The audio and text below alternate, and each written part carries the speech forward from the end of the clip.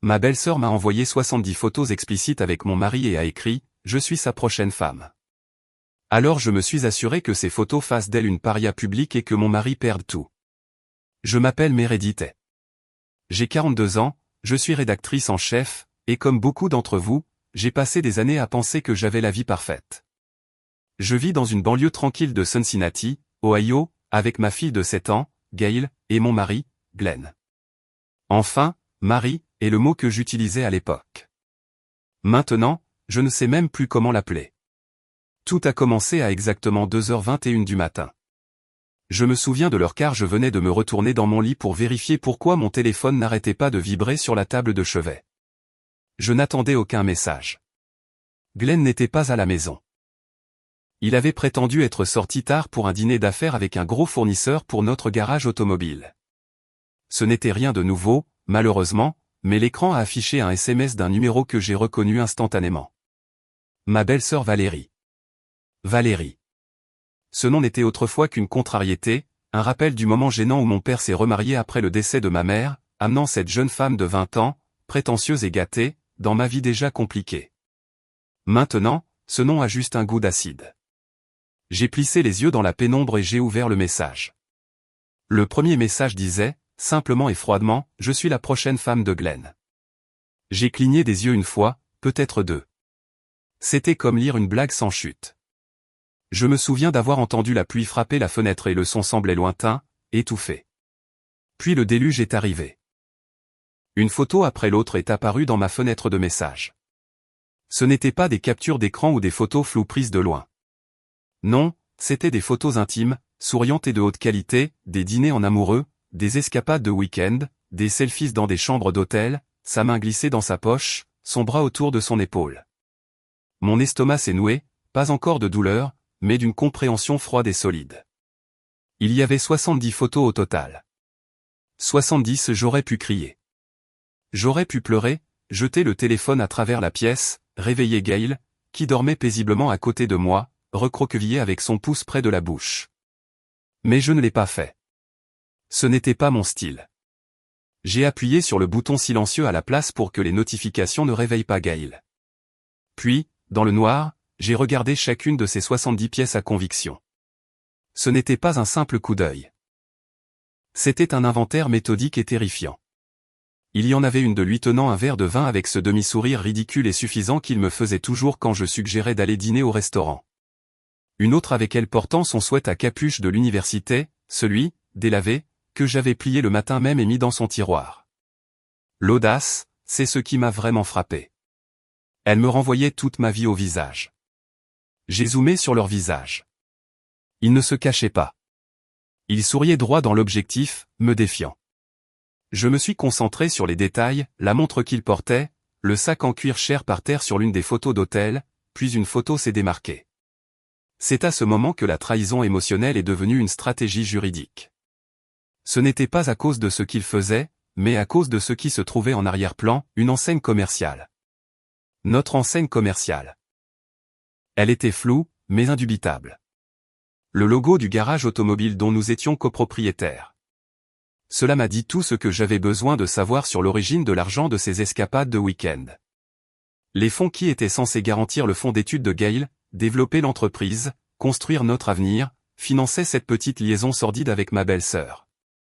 Le niveau de méchanceté et d'arrogance qu'il faut pour m'envoyer ça, en s'attendant à des larmes, en s'attendant à ce que je m'effondre. Ils ne m'ont pas envoyé du chagrin. Ils m'ont envoyé des munitions. J'ai immédiatement téléchargé chaque image. Je ne me suis pas fié aux métadonnées des messages. J'ai utilisé une application distincte pour vérifier les horodatages exacts et les données GPS chaque fois que c'était possible. Je les ai étiquetés avec des dates, je les ai organisés et je les ai sauvegardés dans 3 dossiers cloud différents et sur un disque externe. J'ai nommé les dossiers « pièces à conviction A »,« abus financiers »,« pièces à conviction B »,« infidélité » et « pièces à conviction C », « violation éthique ». La pensée de perdre l'une de ces preuves me remplissait d'une terreur primitive. Je devais sécuriser cela. J'ai regardé l'heure, 3h45. J'ai décidé d'appeler Colline, mon amie et avocate. Je la connaissais assez bien pour savoir qu'elle serait réveillée, soit en train de travailler, soit en train de s'inquiéter. Elle a décroché à la 2e sonnerie, sa voix tendue mais professionnelle. Meredith, qu'est-ce que c'est? Cette photo que tu m'as envoyée. C'est tout vrai, Colin. Et c'est ma belle-sœur Valérie. 70 d'entre elles.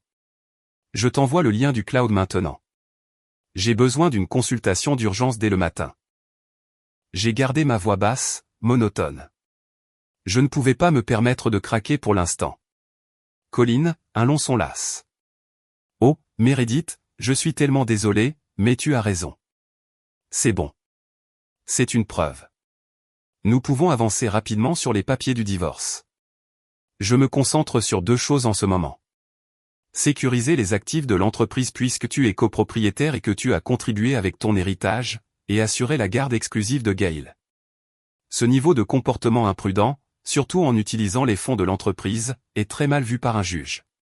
Quelle est sa situation financière en dehors de l'entreprise? Je ne sais pas. Je m'occupais de la comptabilité, mais il contrôlait les flux de trésorerie. C'est ça le problème. Il a retiré de l'argent pour des fournisseurs ces derniers temps. Mais cette photo, celle avec l'enseigne du garage, elle le montre dans ce complexe hôtelier que nous avions regardé l'année dernière, celui qu'il disait que nous ne pouvions pas nous permettre. J'ai fait une pause, laissant l'ironie s'installer. Il peut se le permettre pour elle, cependant, n'est-ce pas? Je commence l'enquête financière approfondie maintenant. Repose-toi, Meredith. Ou au moins habille-toi. Je te vois à 8 heures. N'interagis pas avec lui. Ne mentionne pas les messages.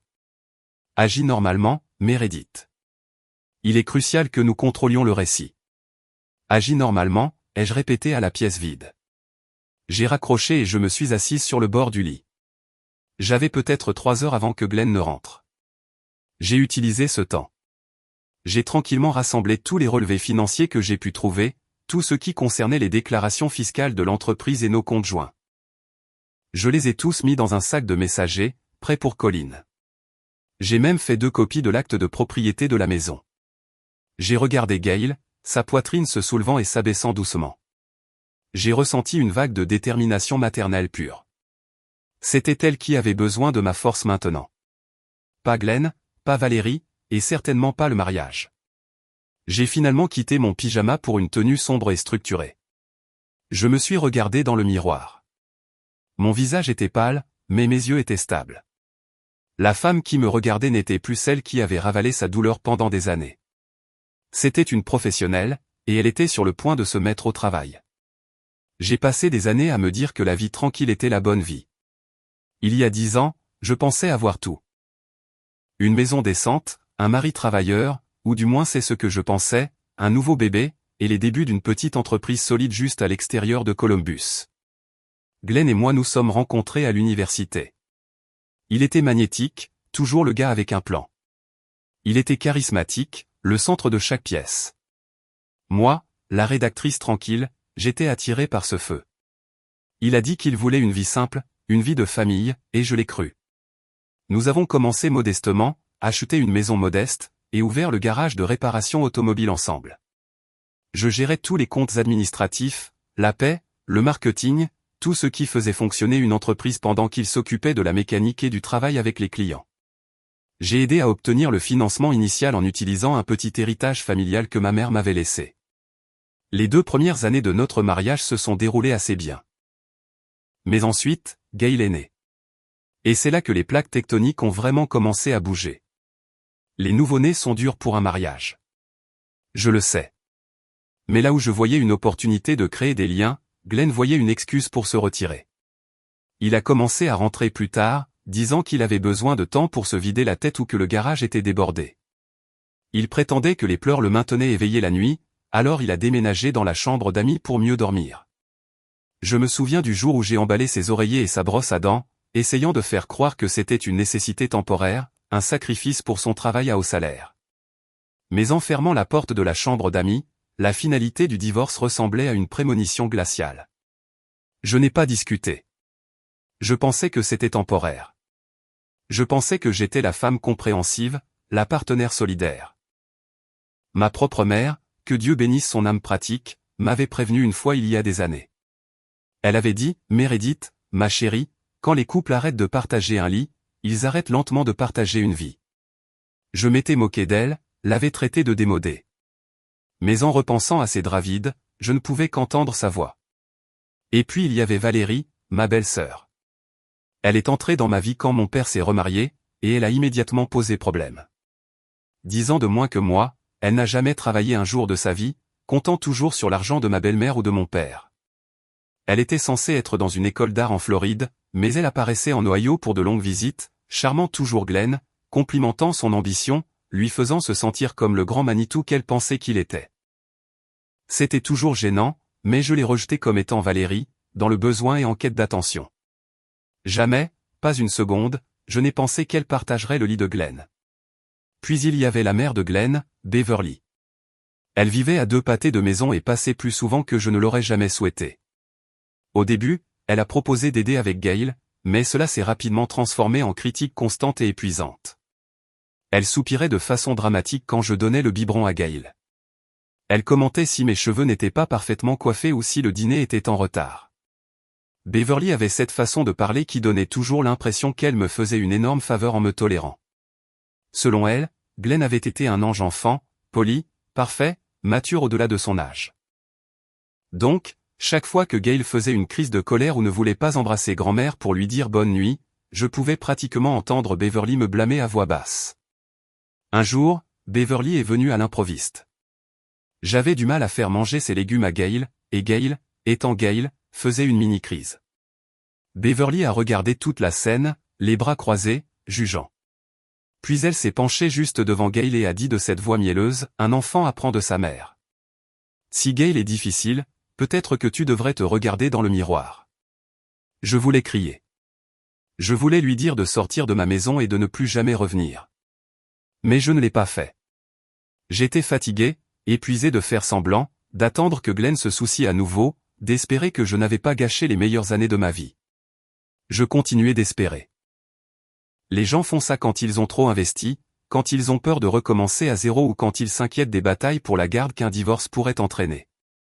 Le problème, c'est que le temps n'est jamais venu pour nous. Glenn ne me touchait plus. Nous n'avions pas eu de vraie conversation depuis des mois. Son anniversaire est arrivé et est passé. J'avais prévu un bon dîner, acheté un gâteau, même mis cette robe bleu marine qu'il aimait autrefois. Il a envoyé un SMS à 18h pour dire qu'il ne rentrerait pas avant tard. J'ai attendu. La nourriture a refroidi. Il n'a jamais mangé une bouchée. Puis de petites choses ont commencé à disparaître. Des outils de diagnostic coûteux du garage qu'il avait acheté avec le compte de l'entreprise. Une tablette que j'utilisais pour la comptabilité. Un simple bracelet en argent que ma mère m'avait donné. Glenn avait toujours une raison. Un client avait besoin d'un prêt. Il mettait à jour l'inventaire. Gail l'avait probablement déplacé, mais au fond de moi, je savais mieux. Il vendait des choses. Il utilisait des fonds. J'ai pensé que nous avions peut-être juste besoin d'espace. Peut-être un court voyage, un conseiller, quelque chose pour nous ramener à ce que nous étions. J'en ai parlé une fois nerveusement alors que nous étions en voiture pour aller chercher des plats à emporter. Il a ri. Pas un rire drôle. Un rire froid, comme de la glace sèche frappant de l'eau. Et puis il a dit, « Tu es trop sensible, Meredith. Arrête d'agir comme si quelque chose n'allait pas juste parce que la vie n'est pas romantique à chaque minute. » Cela m'a complètement réduite au silence. J'ai hoché la tête. J'ai souri. J'ai acquiescé, mais à l'intérieur une autre fissure est apparue. Je ne l'ai pas vue à ce moment-là, mais je me rétrécissais déjà. Me rétrécissant pour maintenir la paix, me mordant la langue, ravalant mes besoins, faisant semblant que les choses allaient bien alors qu'elles ne l'étaient pas. Et il l'a vu. Les hommes comme Glenn, ils peuvent sentir quand vous avez décidé de rester quoi qu'il arrive. C'est à ce moment-là qu'ils arrêtent d'essayer. La 5e année, nous vivions comme des colocataires. Je lui trouvais des excuses. Il trouvait des excuses pour m'éviter. Les visites de Beverly ont augmenté, sa voix plus forte, son jugement plus aiguisé. J'étais fatigué, épuisé d'attendre qu'il se soucie à nouveau, d'espérer. Et puis est venue cette nuit, le message, les photos, la preuve. Je n'étais pas folle. Je n'étais pas paranoïaque. J'avais été remplacé. Non seulement remplacé, mais humilié par ma propre belle-sœur. Mais ce que Glenn et Valérie ne savaient pas, c'est qu'ils venaient d'envoyer toutes leurs preuves directement à quelqu'un qui n'était plus disposé à se taire. J'ai regardé ces 70 photos, non pas comme un chagrin d'amour, mais comme des preuves solides et irréfutables. Chaque mensonge qu'il a dit, chaque moment qu'il a volé, maintenant capturé, classé, prêt à être utilisé. Pour la première fois depuis des années, j'ai ressenti quelque chose de différent.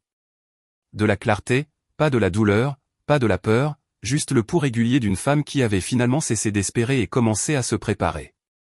C'était une liberté sombre, une promotion terrifiante à la tête de ma propre survie. La nuit où Glenn est rentré, j'étais encore réveillé. Il était presque 5 heures du matin. J'ai entendu ses clés cliqueter contre la porte. Le bruit qu'il a fait en les laissant tomber dans le bol en céramique que j'avais fait dans un cours de poterie notre première année de mariage. C'était autrefois un symbole de notre vie commune. Maintenant, ça sonnait juste creux. Gail s'est agité à côté de moi.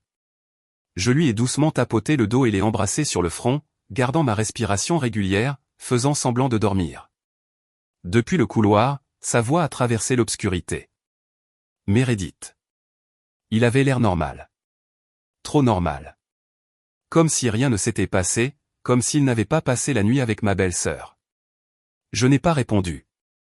Je ne voulais pas qu'il entende le tremblement dans ma voix, l'acier que je forgeais dans mes entrailles. Il a descendu le couloir, empestant le parfum bon marché et l'odeur indubitable du whisky. J'ai entendu le bruit de ses chaussures, le bruit sourd de sa veste tombant par terre, puis le bruit de la douche. Toujours la douche, comme s'il pouvait rincer tous les péchés qu'il avait accumulés cette nuit-là.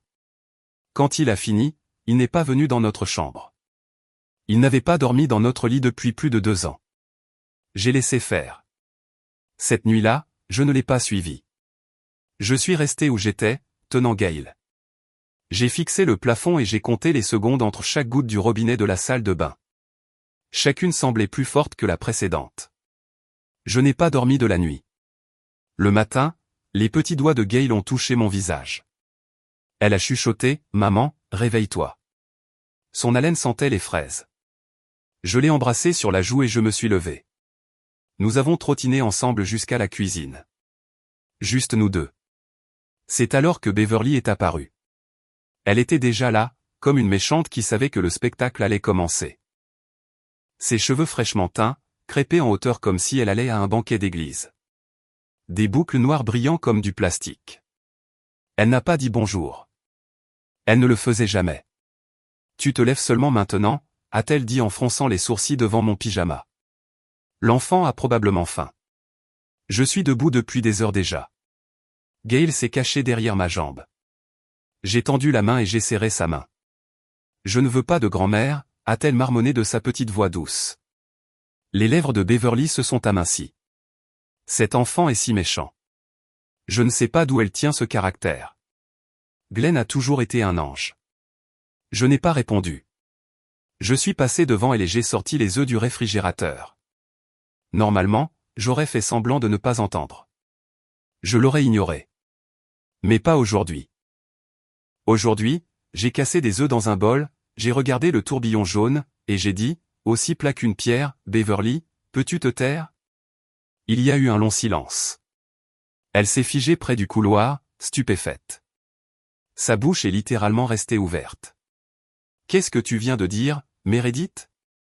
Tu te sens bien? J'ai claqué le couteau 2 fois sur la planche à découper et je me suis retourné lentement. J'ai dit, tais-toi. Je me sens parfaitement clair. Merci. Elle a cligné des yeux. Son rouge à lèvres rouge vif a tremblé une seconde. On aurait dit un ballon que quelqu'un avait lâché en plein gonflage. J'ai préparé le petit déjeuner pour Gail et moi. Juste nous. 2 assiettes. Pas de troisième. J'ai méticuleusement beurré le toast de Gail, me concentrant sur l'acte simple et pratique. Beverly, toujours sous le choc, a déambulé dans le couloir, a frappé à la porte de Glenn et a chanté « Glenn, le petit déjeuner est prêt ». Comme si c'était 1950. Elle s'accrochait désespérément à son rôle de mère de la parfaite ménagère.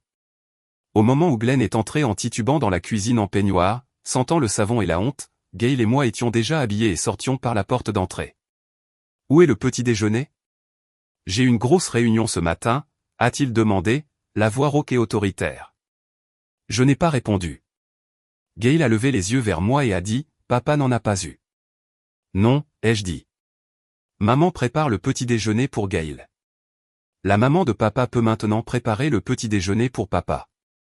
Nous passons à de meilleures choses, ma chérie. Gail a hoché la tête comme si tout cela lui semblait parfaitement logique. Nous sommes montés dans la voiture. Le trajet jusqu'à l'école était silencieux, l'air épais de ma nouvelle résolution. En la regardant sauter vers la porte, j'ai réalisé quelque chose de profond et de clair. Il ne s'agissait pas seulement de tromperie. Il s'agissait de toutes les années que j'ai données. Toutes les fois où je me suis tu. Toutes les fois où j'ai nourri tout le monde en premier et me suis laissé affamer. Plus maintenant. Je me sentais plus légère que je ne l'avais été depuis des années, comme si je m'étais enfin débarrassé d'une peau lourde et laide. J'ai conduit directement au bureau de Colline. La conversation était purement professionnelle, se concentrant uniquement sur la procédure de divorce. Elle avait déjà sorti des rapports préliminaires sur les actifs de l'entreprise. Le salaire de Glenn a été gonflé au cours de la dernière année, Meredith, a dit Colline en tapotant une impression. Il s'est essentiellement versé des primes exorbitantes que vous n'avez pas approuvées, prétendant que c'était pour de l'équipement alors que cela a clairement servi à financer le style de vie de Valérie. Nous l'avons pris la main dans le sac pour faute financière, surtout depuis qu'il a mélangé l'argent avec les fonds de votre héritage. J'ai vu ça dans les livres, ai-je dit, mais je ne pouvais pas prouver où allait l'argent. Il appelait ça des coups de fournisseur. C'était tout déguisé. Je dois m'assurer d'obtenir le contrôle total de l'entreprise pour nettoyer son gâchis et la garde exclusive de Gail. Nous visons un règlement complet, Meredith. La participation majoritaire dans l'entreprise et la garde exclusive de Gail.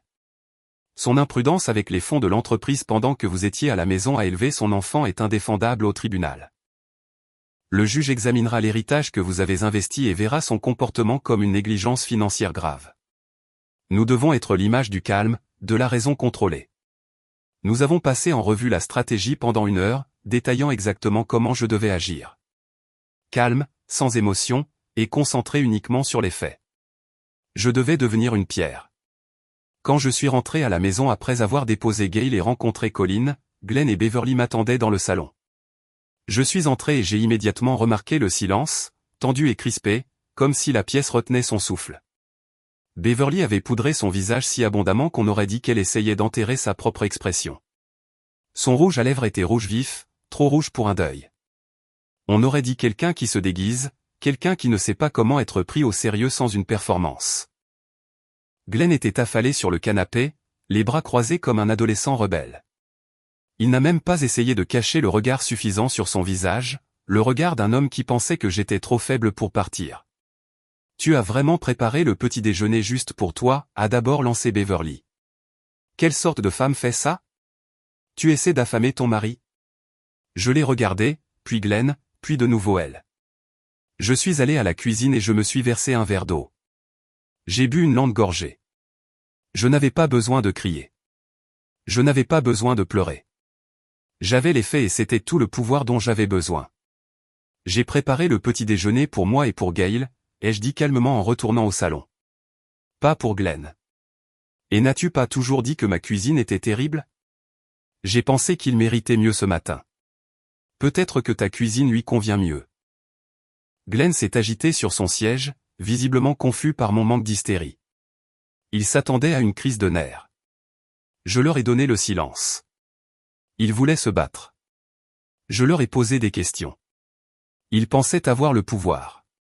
J'étais sur le point de leur montrer à quel point ils en avaient peu. Qu'est-ce que ça veut dire, Meredith ? Tu veux en venir quelque part ? A finalement réussi à dire Glenn. Dis-moi, ai-je répondu. Je pose juste de simples questions sur ta routine quotidienne. La voix de Beverly a vacillé. Tu dis que tu ne veux plus de ce mariage ? Tu vas tout jeter par-dessus bord. Tu vas ruiner la vie de ta fille. J'ai souri un peu. C'est peut-être une question que tu devrais poser à ton fils. Et à ta belle-fille. Ils semblent avoir pris des décisions pour moi. Glenn s'est redressé. Il n'était pas habitué à ce que j'utilise le nom de Valérie. Je suis passé devant eux, je me suis assise et j'ai sorti mon téléphone. J'ai sélectionné 2 des photos les plus claires de la nuit précédente, une à la piscine de l'hôtel, l'autre dans la voiture de luxe que Glenn avait achetée à Valérie, et je les ai envoyées directement au groupe de discussion de la famille. Je n'ai même pas regardé leur visage alors que les notifications commençaient à sonner instantanément. La sœur aînée de Glenn a appelé en quelques secondes. Son cousin a répondu avec un emoji de visage choqué. Même son oncle, qui n'envoyait habituellement que des blagues de papa, a répondu avec une longue série de points d'interrogation. Glenn s'est jeté sur moi, le visage rouge de panique et de rage. « Qu'est-ce qui ne va pas chez toi? Pourquoi ferais-tu ça ?» J'ai reculé, levant la main. Pas de cri. Gail est à l'école. Ne nous comportons pas comme des adolescents. C'est toi qui as fait le sale boulot, Glenn. Je m'assure juste qu'il soit mis au grand jour. Il a serré la mâchoire, les poings serrés. Beverly s'est levée, prête à intervenir. Tu ruines ta propre famille, a-t-elle sifflé.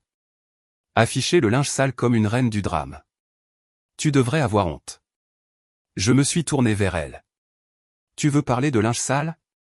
Parlons de la façon dont la carte de crédit de ton fils a été utilisée pour acheter une chambre d'hôtel pour une fille 2 fois plus jeune que lui, ma belle-sœur. Ou de la façon dont l'entreprise dont tu es si fier est utilisée pour financer des week-ends et des sacs à main de créateurs, de l'argent qui devrait garantir le fonds d'études de Gail. Les yeux de Beverly se sont plissés. Tu te crois maligne? Tu te retrouveras avec rien. Non, ai-je dit. Je suis minutieuse. Et je me retrouverai avec tout ce que j'ai gagné. Juste à ce moment-là, Colin a frappé à la porte et est entrée sans attendre d'invitation. Elle portait son regard calme et vif habituel, une pile de dossiers à la main. « Rebonjour, Glenn » a-t-elle dit froidement. « Beverly. » Glenn a froncé les sourcils. « Pourquoi est-elle là ?»« Je n'ai pas encore accepté d'avocat. Parce que j'ai dit que cette conversation n'est plus personnelle. C'est légal. » Colin a tendu un document à Glenn. « Ce sont des copies des registres financiers de votre entreprise. C'est tant de données.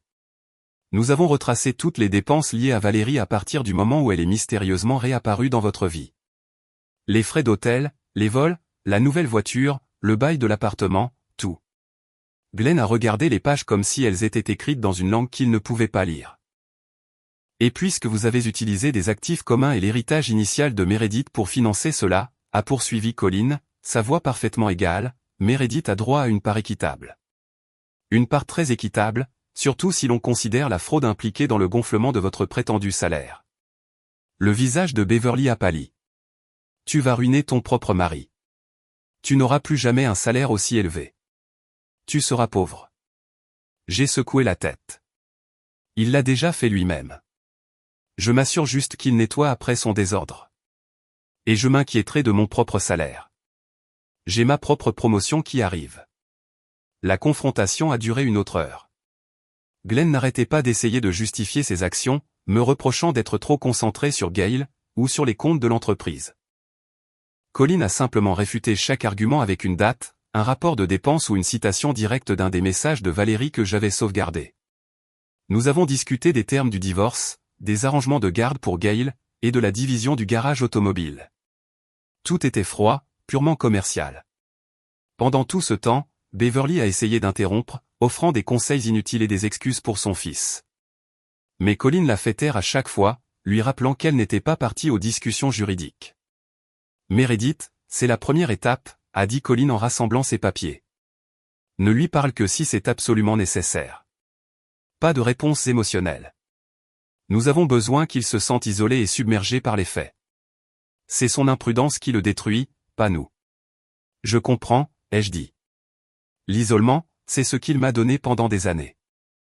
Maintenant, il allait goûter à sa propre médecine. J'ai ressenti une vague de satisfaction froide. Après la confrontation, je n'ai plus parlé à Glenn pendant 2 jours complets.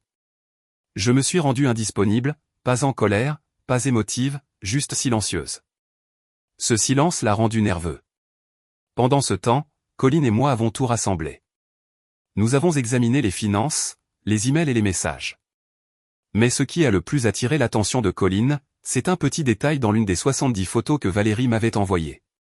Dans le coin, derrière leur petit déjeuner romantique sur une terrasse, se trouvait un bâtiment avec le logo distinct de l'université d'Eastern Lake. C'était l'université où travaillait la fondation de Bourse Glenay. Il avait lancé le programme quelques années auparavant pour aider les étudiants défavorisés et prometteurs. C'est ainsi qu'il l'a décrit dans ses interviews locales pompeuses.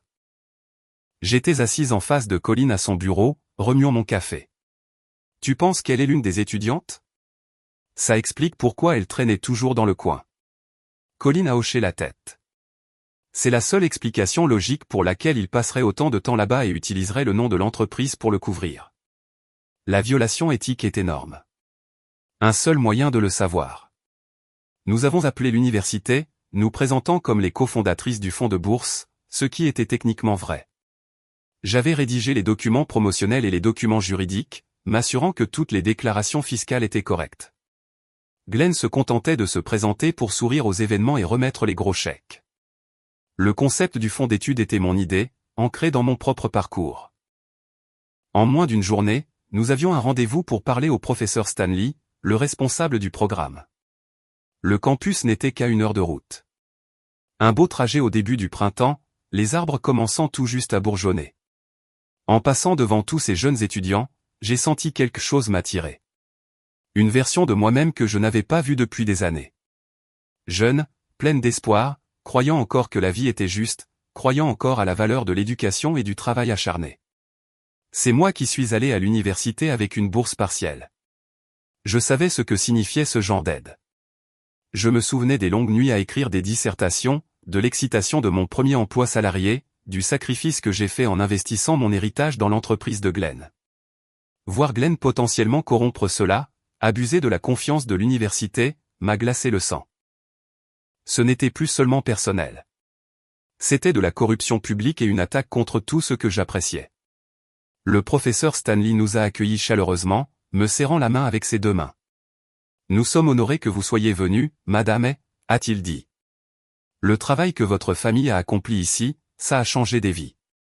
Le fonds d'études que vous avez créé fait vraiment une différence. Nous sommes très prudents avec les décaissements. J'ai forcé un sourire poli et j'ai hoché la tête. Nous voulons juste nous assurer que le soutien va aux bons étudiants et que toutes les directives éthiques sont respectées. Nous effectuons une vérification interne de l'intégrité du processus. Il a sorti plusieurs dossiers et a commencé à nous montrer des profils. Un s'est immédiatement démarqué. Valérie May, majeure en littérature, dans les 5% supérieurs de sa classe, a représenté l'université dans plusieurs compétitions académiques, a fait du bénévolat à la bibliothèque du campus, a un emploi à temps partiel hors campus. Elle est vraiment spéciale, a dit le professeur Stanley, sa voix pleine de fierté. A surmonté tant de choses. Le genre d'étudiant que l'on rêve d'aider. Elle a été une bénéficiaire modèle. Sa candidature a été parrainée personnellement par Glenn. J'ai échangé un regard avec Colline. Est-ce que Valérie est sur le campus aujourd'hui, professeur? Il a pris son téléphone de bureau, a composé rapidement, puis a froncé les sourcils. Elle a pris un jour de maladie. Elle a dit qu'elle ne se sentait pas bien. Une mauvaise grippe. Très contagieuse. J'ai laissé ma voix s'imprégner d'inquiétude. Oh non, c'est dommage. Savez-vous où elle loge? Nous nous assurons toujours que nos boursiers ont accès aux meilleurs soins. Nous devons nous assurer d'être couverts du point de vue de la responsabilité. Vous comprenez? En fait, a-t-il dit en consultant une note, elle a été admise à l'hôpital partenaire de l'université pour se reposer. Elle a mentionné des symptômes de grippe. Je me suis levé immédiatement. Allons lui rendre visite. Colline et moi avons 1 heure avant notre prochaine réunion. C'est le moins que nous puissions faire. Je suis sa belle-sœur après tout. Le professeur a hésité. Êtes-vous sûr? Ce pourrait être intrusif. C'est la grippe après tout. J'ai souri, un large sourire convaincant. Nous sommes de la famille, professeur Stanley. Je suis sa belle-sœur. Je suis sûr qu'elle appréciera le geste. Nous devons vérifier personnellement notre bénéficiaire du fonds d'études. Nous avons conduit en silence. Colline m'a regardé plusieurs fois, mais n'a pas dit grand-chose.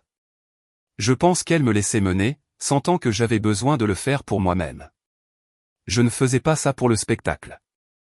Je savais juste que j'avais besoin de la regarder dans les yeux, de voir le visage qui m'avait trahi 2 fois, une fois en tant que belle-sœur et une fois en tant que rivale. L'aile de l'hôpital était silencieuse, remplie de l'odeur d'antiseptique. Nous avons descendu le couloir jusqu'à ce que nous trouvions la chambre 333. Colin m'a arrêté juste avant la porte. Meredith, regarde de plus près. J'ai regardé. À l'extérieur de la porte de la chambre, à côté du numéro, se trouvait une petite plaque. On pouvait y lire « Maternité ». Elle n'est pas ici pour la grippe, a chuchoté Colin, les yeux grands ouverts. J'ai hoché la tête une fois, puis j'ai frappé doucement et j'ai ouvert la porte. Valérie était dans le lit, pâle et fatiguée. Ses cheveux étaient en un chignon désordonné. Elle n'était pas maquillée. Elle ne ressemblait en rien à la fille souriante des 70 photos. C'était juste une jeune femme, effrayée et seule. Elle avait à peine 22 ans quand elle m'a vu, sa belle-sœur trahie, la femme qu'elle pensait avoir écrasée. Ses yeux se sont agrandis, ses lèvres se sont entr'ouvertes, mais aucun mot n'est sorti. Le professeur Stanley est entré derrière nous, l'air confus. « Valérie » a-t-il dit gentiment. « Voici Madame Meredith. Elle a aidé à créer la bourse que vous recevez. » Valérie s'est redressée lentement. « Je ne savais pas. Je veux dire, je ne pensais pas, je me suis assise sur la chaise à côté de son lit. Je devais la regarder dans les yeux. Je devais être la force calme et terrifiante dans la pièce. « Tu as l'air mal en point, Valérie » ai-je dit doucement. « Ça va ? Tu as dit que tu avais la grippe. » Elle a dégluti difficilement. « J'ai juste un rhume. Rien de grave. Je serai bientôt de retour sur le campus. » Colin a jeté un coup d'œil autour de la pièce, puis est sortie dans le couloir et a regardé des deux côtés, s'assurant d'avoir un public. Elle est revenue et a dit, juste assez fort pour que les autres à proximité puissent entendre, « Choix intéressant d'héberger une patiente atteinte de grippe contagieuse dans l'aile de la maternité.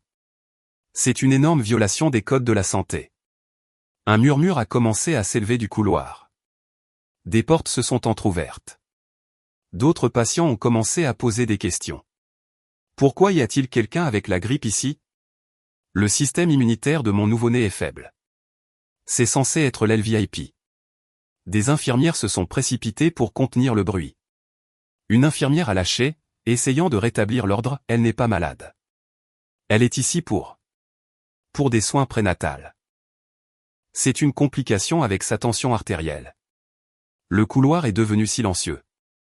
À l'intérieur de la pièce, le visage de Valérie est devenu de la couleur de la craie. Colin s'est penché et a dit à voix basse, « Maintenant que la pièce est réveillée, devrions-nous parler de ton bébé, Valérie ?» Valérie s'est mordu les lèvres si fort qu'on aurait dit qu'elles allaient saigner. Le professeur Stanley nous a regardés, stupéfaits. « Valérie, est-ce vrai? Un bébé? Et tu as menti sur la grippe? » Elle a hoché la tête une fois, lentement, la honte visible dans ce simple mouvement. J'ai posé la dernière question dévastatrice. « C'est de Glenn? » Elle n'a rien dit. Elle a juste tiré la couverture jusqu'à son menton et a détourné le regard, refusant de croiser mon regard. C'était une réponse suffisante. Colin a regardé le professeur, sa voix vive et juridique. Compte tenu de la nature de leur relation, il y a de sérieuses implications éthiques ici. Il parraine une étudiante avec qui il couche, une étudiante qui se trouve être également la belle-sœur de sa femme. C'est un conflit d'intérêts massif. Il a cligné des yeux, la prise de conscience du scandale le frappant d'un seul coup. Vous voulez dire qu'elle est l'une de nos étudiantes et qu'il est son parrain et le père? Oui, a terminé Colin. Son mentor, son propriétaire, le fournisseur de ses dépenses, et le père de son enfant, tout en utilisant des fonds désignés pour le fonds d'études pour payer son style de vie luxueux. C'est le cauchemar d'un avocat, la trahison, le scandale, les retombées. Il s'est tourné vers la porte et a dit fermement, « J'appelle la sécurité du campus et le conseil d'administration maintenant. C'est une violation de toutes les directives éthiques que nous avons. Cela remet en question l'intégrité de toute la fondation. Nous aurons besoin d'un audit complet. » Mais je n'avais pas encore fini. Je me suis levé et je me suis tourné vers Valérie, qui tremblait légèrement sous la couverture. Je voulais qu'elle comprenne la profondeur de son arrogance. « Tu pensais que m'envoyer ces photos me briserait, Valérie ?» ai-je dit doucement en me penchant. « Tu pensais que j'enverrais un chèque et que je partirais. Tu pensais que tu entrerais dans ma vie, que tu prendrais mon mari et que tu obtiendrais un héritage facile. Mais tu n'as jamais compris qui je suis vraiment. C'est moi qui m'occupe des comptes. C'est moi qui ai fondé le fonds d'études. Je ne me brise pas. Je me bats. C'est moi qui ai payé pour cette chambre et c'est moi qui ai toutes les preuves. Je me suis redressé, lui tournant le dos. La scène était terminée. Le décor était planté. Si vous écoutez toujours, s'il vous plaît, aidez-moi en aimant cette vidéo et en commentant le chiffre ainsi dessous. Ainsi, je sais que vous êtes merveilleux et je comprends que vous m'accompagnez tout au long de ce voyage.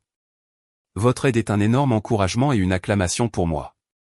S'il vous plaît, commentez le chiffre 1 pour que je puisse vous reconnaître et maintenant, s'il vous plaît, écoutez pendant que je continue de raconter mon histoire. Je ne suis pas rentré directement à la maison après la visite à l'hôpital. J'avais besoin d'un moment pour traiter l'audace pure de tout cela. Glenn, sa mère Beverly, et maintenant ma belle-sœur Valérie, tous empêtrés dans ce gâchis corrompu. J'étais assise dans ma voiture sur le parking de l'hôpital, les mains sur le volant, fixant le bâtiment. Tout ce qui s'était passé au cours des 72 dernières heures m'a soudain semblé surréaliste, comme si j'avais été projeté dans la vie de quelqu'un d'autre et que je revenais tout juste dans ma propre peau. Puis mon téléphone a vibré. C'était Colleen. Elle est en tendance, a dit Colleen sans même dire bonjour. Quoi? En tendance pourquoi, ai-je demandé, le cœur battant. Colleen avait l'air à la fois amusée et fatiguée. Une des infirmières a posté une photo, a dit qu'une boursière universitaire avait été surprise en train de mentir sur sa maladie pour cacher une grossesse secrète. C'est assez vague pour être légal, mais Internet s'enflamme. Les sites d'information locaux flairent déjà la violation éthique. J'ai ouvert la publication. Effectivement, il y avait une photo floue de la porte de l'hôpital de Valérie avec le panneau de la maternité à peine visible. La légende disait, quand tu simules la grippe pour cacher ce que tu portes vraiment. Les commentaires explosaient. La plupart ne savaient pas encore de qui il s'agissait, mais le drame était magnétique. C'est alors que Colleen a ajouté, nous avons un choix maintenant, Meredith. Veux-tu que ça se calme tranquillement, ou guidons-nous l'histoire? La procédure de divorce sera beaucoup plus simple si le public sait pourquoi nous reprenons l'entreprise. C'est ta chance pour une promotion publique de ton nouveau statut. Je n'ai pas hésité. Nous la guidons. Nous devons nous assurer que tout le monde connaît la vérité sur l'abus du fonds d'études. Alors, nous l'avons fait. Au cours des 2 jours suivants, Colleen et moi avons rédigé une lettre méticuleuse au conseil d'administration de l'université. Nous avons énuméré toutes les violations éthiques que Glenn avait commises, parrainé une étudiante avec qui il couchait, utilisé les fonds de l'entreprise pour des plaisirs personnels, et violé l'intégrité de la fondation. La lettre soulignait que le prétendu fonds d'études était utilisé comme une caisse noire pour sa maîtresse, qui était aussi ma belle-sœur. Nous avons joint les relevés financiers expurgés et les photos initiales comme preuve du mélange des fonds. Nous avons envoyé des copies à la presse, pas seulement aux tabloïds, mais aux vrais journaux discrets qui couvraient l'actualité économique locale et l'éthique universitaire. Ils ont fait le reste. Des articles ont commencé à apparaître. Un homme d'affaires de l'Ohio fait l'objet d'une enquête pour détournement de bourse d'études. Une étudiante prise dans un scandale de grossesse secrète lié à son mentor. Et enfin, des photos divulguées montrant un chef d'entreprise dans une relation douteuse avec sa belle-sœur de 22 ans. Les photos. Oui. Je ne les avais pas laissées pourrir dans ma boîte de réception. J'en ai sélectionné 10. Seulement les 10 qui ne montraient absolument aucune nudité, aucune pose inappropriée, juste assez pour tout laisser entendre sans le dire. Des photos d'eux se tenant la main, s'embrassant au dîner, Glenn l'air suffisant sur un yacht. Je me suis assuré d'inclure la photo avec le logo de l'entreprise visible. Et je les ai postées avec une légende qui est devenue virale. Quand une femme vous envoie 70 photos en s'attendant à ce que vous vous effondriez, vous prenez une profonde inspiration et laissez le monde voir ce dont elle est fière. Cette publication seule a obtenu plus de 200 000 partages en un week-end. Mon téléphone vibrait constamment de demandes d'amis, de suivi et de messages d'anciens camarades de lycée à qui je n'avais pas parlé depuis des décennies. Ma cousine, qui n'avait envoyé que des points d'interrogation dans le groupe de discussion, m'a appelé en pleurant, disant qu'elle était si fière que j'ai enfin tenu tête à Beverly et Glenn. Mais je ne me suis pas arrêté là. J'ai écrit un article de blog, un seul. Ça m'a pris une nuit entière, mais ça a coulé de source. Des années de silence, trouvant enfin une voix. J'ai raconté l'histoire de mon point de vue, non pas comme une femme trahie, mais comme une femme qui avait passé 10 ans à construire quelque chose, à investir son héritage initial, à gérer les comptes, à élever l'enfant, pour découvrir que son partenaire ne construisait jamais vraiment avec elle. J'ai écrit sur l'amour, sur la déception, sur la façon dont la trahison ne se présente pas toujours sous la forme d'une porte qui claque. Elle peut venir sous forme de selfie souriant de quelqu'un 2 fois plus jeune que vous, quelqu'un avec qui vous avez grandi. J'ai écrit sur la douleur de voir mon héritage s'épuiser pour les vacances de quelqu'un d'autre. Je n'ai pas cité de nom, mais Internet a fait le lien de toute façon. Valérie a immédiatement supprimé tous ses réseaux sociaux. Glenn s'est caché, éteignant son téléphone. Beverly a commencé à appeler ma sœur en essayant de répandre des rumeurs selon lesquelles j'étais mentalement instable, mais il était trop tard. En une semaine, le Conseil des bourses avait annoncé un audit interne, et Glenn a été contraint de se retirer volontairement de toutes ses fonctions publiques. Les dommages à sa réputation, à son salaire, à toute son image professionnelle étaient catastrophiques. Je ne me sentais pas triomphante, mais je me sentais vue. Quelques jours plus tard, Gail et moi étions au parc. Elle poursuivait un papillon et riait si fort que j'ai cru que mon cœur allait éclater. Une femme plus âgée, peut-être dans la soixantaine, s'est approchée de moi alors que j'étais assise sur le banc. « C'est vous qui avez écrit cet article ?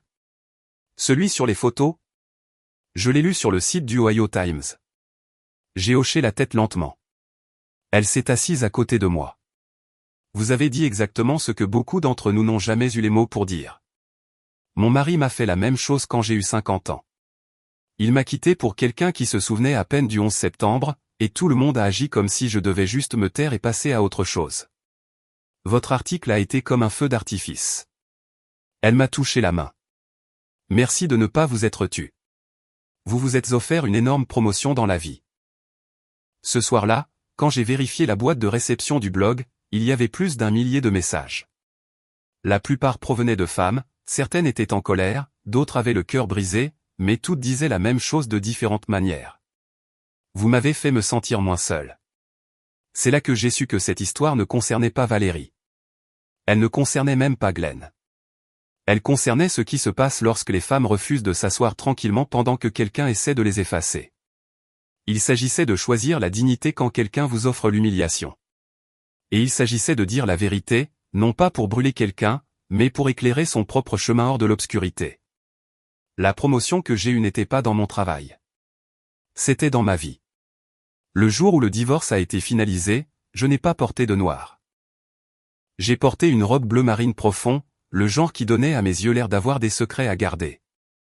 Non pas parce que je voulais être mesquine ou théâtrale, mais parce que pour moi, le bleu a toujours signifié la renaissance. L'océan, le ciel, des choses qui continuent de bouger, peu importe qui essaie de les retenir. Glenn s'est présenté seul au tribunal. Pas d'avocat, pas de Beverly, juste lui en chemise froissée. L'air de ne pas avoir dormi depuis des jours. Je n'ai pas eu pitié de lui, mais je n'ai pas non plus ressenti de vengeance. Il avait fait ses choix et maintenant il avait fait les miens. Le juge a tout examiné calmement. Colin avait fait un travail impeccable en présentant la négligence financière, l'utilisation abusive des actifs du fonds d'études, et les manquements à l'éthique avec l'université. Nous sommes repartis avec un règlement complet de nos actifs communs, y compris une participation majoritaire dans l'entreprise automobile que j'ai aidé à construire avec mon héritage. Nous avons obtenu la garde exclusive de Gail avec des droits de visite supervisés pour Glenn, invoquant son comportement instable et imprudent. Plus qu'assez pour que Gail et moi ayons la vie que nous méritions. Plus qu'assez pour ne jamais regarder en arrière. À l'extérieur du palais de justice, Glenn a essayé de me parler. Meredith, a-t-il dit, la voix rauque. Je ne pensais pas que ça finirait comme ça. C'est injuste. Mon salaire a disparu. J'ai hoché la tête. C'est ça le problème, Glenn. Tu n'as jamais pensé. Tu as seulement agi. L'injustice a commencé avec les 70 photos. Il a tendu la main comme pour toucher mon bras, puis s'est arrêté. Je ne pensais pas que tu partirais vraiment. Je pensais qu'on pourrait encore s'arranger. Pour Gail. Beverly a dit que tu ne serais jamais capable de gérer la maison et l'entreprise. Cela m'a fait faire une pause. Je l'ai regardé dans les yeux. L'homme qui m'avait méprisé, m'avait menti, et m'avait trahi avec ma propre belle-sœur. Tu pensais que je resterais quoi qu'il arrive, ai-je dit, ma voix claire. Parce que je l'avais toujours fait. Mais voilà le truc, Glenn. Un jour, même la corde la plus solide se rompt si on continue de tirer dessus. Profite du silence, Glenn. Je me suis retourné et je suis parti, mes talons claquant comme des signes de ponctuation sur les marches de marbre. Gail attendait avec ma sœur dans la voiture. Quand elle m'a vu, elle a applaudi. Sommes-nous libres maintenant, maman? On peut avoir un chiot? J'ai ri, je l'ai prise dans mes bras et j'ai dit, oui, ma chérie. Nous le sommes. Nous sommes absolument libres. Les semaines suivantes ont été calmes. Une paix étrange et inconnue s'est installée sur notre maison. Pour la première fois depuis des années, j'ai dormi toute la nuit. J'ai fait des crêpes le samedi sans penser à qui je devais plaire. J'ai laissé Gail décorer le salon avec des dessins au crayon et des guirlandes lumineuses. La maison a commencé à se sentir à nouveau vivante. J'ai utilisé mon nouveau contrôle sur l'entreprise pour embaucher un gestionnaire compétent, et j'ai réorienté mon attention sur ma carrière d'éditrice, ce qui a rapidement mené à une promotion importante. J'ai passé plusieurs week-ends à emballer les affaires de Glenn de la chambre d'amis. Je n'ai pas précipité les choses. J'ai plié ses chemises, organisé ses outils, et tout mis dans des boîtes étiquetées. C'était un processus banal, mais dans sa praticité, j'ai trouvé une immense satisfaction. Chaque boîte était un pas de plus loin de l'homme qui m'avait fait perdre mon temps. Je ne voulais pas le voir, même pas aux événements scolaires de Gail. Colin s'est occupé de toute la logistique de ses visites supervisées. Puis un après-midi, j'ai reçu une lettre par la poste. Pas d'adresse de retour. À l'intérieur se trouvait une seule photo, l'une des 70 que Valérie m'avait envoyées. Il y avait un X rouge dessiné dessus. Et au dos, juste 4 mots. Je ne l'ai jamais vu venir. Il n'y avait pas de signature, mais je n'en avais pas besoin. J'ai plié la photo en deux, l'ai jetée à la poubelle, et je suis sorti au soleil. Parce que c'était la vérité, n'est-ce pas? Ils ne l'ont jamais vu venir. Ils n'ont jamais imaginé que la femme derrière les dîners tranquilles, les dépôts à l'école, les merci polis et le linge plié serait la même femme qui pourrait prendre sa douleur et la transformer en pouvoir. Ils ne pensaient pas que je partagerais les photos. Ils ne pensaient pas que je raconterais l'histoire. Ils ne pensaient pas que je serais cru.